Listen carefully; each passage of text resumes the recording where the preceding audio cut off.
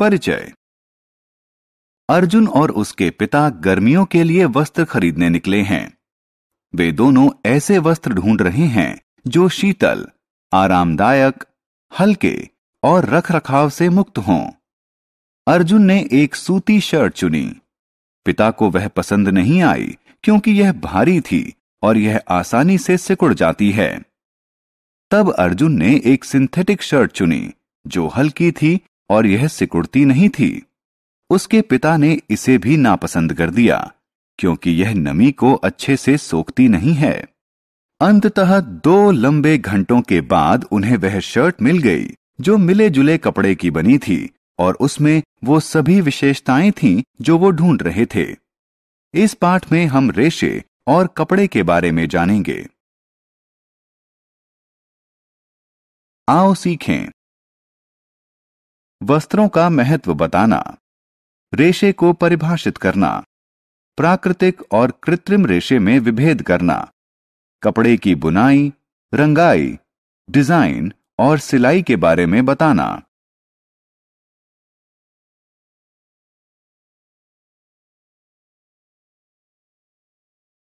वस्त्र जो हम पहनते हैं। हम सब वस्त्र पहनते हैं। वस्त्र हमें ठंड, गर्मी, बरसात, धूल और कीड़ों से बचाते हैं। हम मौसम और अपने काम के अनुसार वस्त्रों का चयन करते हैं। हम जो वस्त्र पहनते हैं वो हमारे नजरिए और व्यक्तित्व को दर्शाते हैं। रेशा। रेशा वह कच्चा माल है जिससे वस्त्रों का निर्माण होता है। रेशे विभिन्न चरणों से गुजरकर वस्त्र बनते हैं। सबसे पहले कच्चे रेशे को लंबी लड़ियां बनाने के लिए आपस में ऐंठते हैं। इन्हें धागा कहते हैं।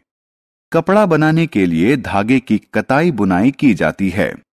कपड़े का प्रयोग लोगों की जरूरत के अनुसार विभिन्न आकार और प्रकार के वस्त्र बनाने के लिए किया जाता है। रेशे 2 प्रकार के होते हैं। 1. प्राकृतिक रेशे। 2. कृत्रिम रेशे। प्राकृतिक रेशे। प्राकृतिक रेशे पेड़ों और जानवरों से बनते हैं।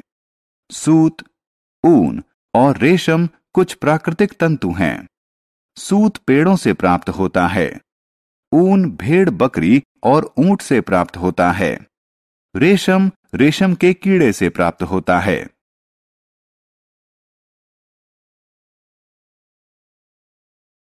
कृत्रिम रेशे। कृत्रिम रेशे मानव निर्मित होते हैं। नायलॉन, पॉलिस्टर इत्यादि कृत्रिम रेशों के उदाहरण हैं।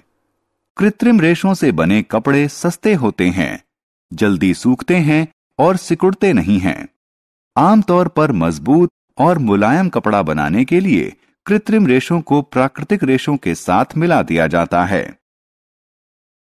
बुनाई। बुनाई वह प्रक्रिया है जिससे धागों से कपड़ा बनाया जाता है। इसके लिए धागों का एक समूह क्षैतिज रूप से बिछाया जाता है और दूसरा ऊर्ध्वाधर रूप से। इस तरह एक दूसरे को काटते हुए धागों को बुनावट कहते हैं।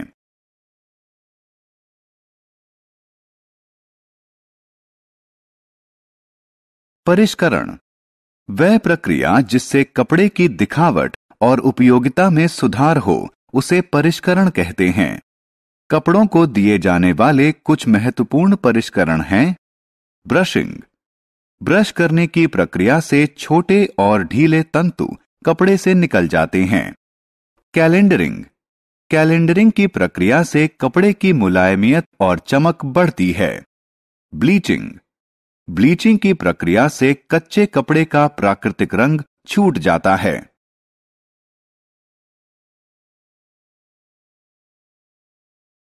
रंगाई। कपड़े को नया रंग देने को रंगाई कहते हैं।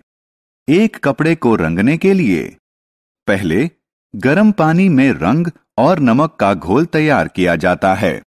इसके बाद कपड़े को इसमें डुबोया जाता है। कपड़े को 1 घंटे बाद बाहर निकालकर धोया जाता है। अंत में कपड़े को सुखाया जाता है।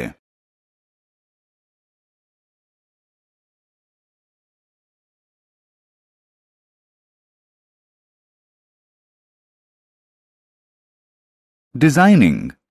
डिजाइनिंग की प्रक्रिया द्वारा कपड़े पर छापे बनाकर इसकी सुंदरता को बढ़ाया जा सकता है।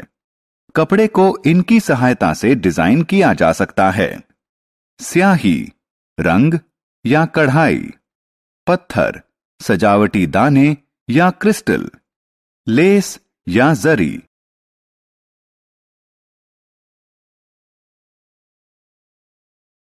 सिलाई। सिलाई वह प्रक्रिया है जिससे कपड़ों को वस्त्रों में बदला जाता है। इसमें कपड़े को सुई और धागे से सिला जाता है। पुराने दिनों में सिलाई हाथ से की जाती थी, लेकिन आजकल सिलाई मशीन से की जाती है।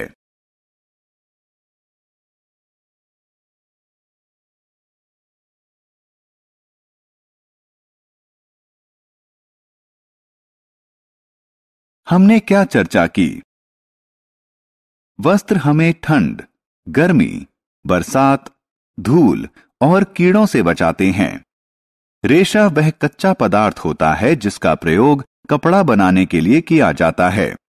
रेशे दो प्रकार के होते हैं, प्राकृतिक और कृत्रिम। प्राकृतिक रेशे पेड़ों और जानवरों से प्राप्त किए जाते हैं। कृत्रिम रेशे का निर्माण होता है।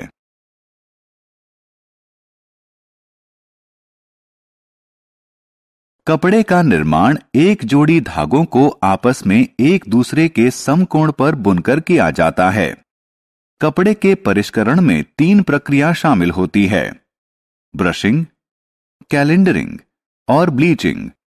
कपड़े की दिखावट को बेहतर बनाने के लिए उसे रंगा और डिजाइन किया जाता है। सिलाई वह प्रक्रिया है जिससे कपड़े को वस्त्र में बदला जाता है।